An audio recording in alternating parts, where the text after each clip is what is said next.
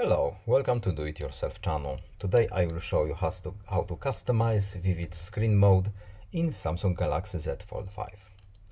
First, how to turn on vivid screen mode in Samsung Galaxy Z Fold5. We have to go to settings, then we are looking for display options, and here we have screen mode. Right now it's set up as natural, so we have a few examples here. And let's set up our vivid mode. We can choose to make our color warmer or cooler.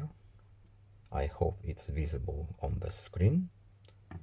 And here we have a little bit more advanced settings that we can play with.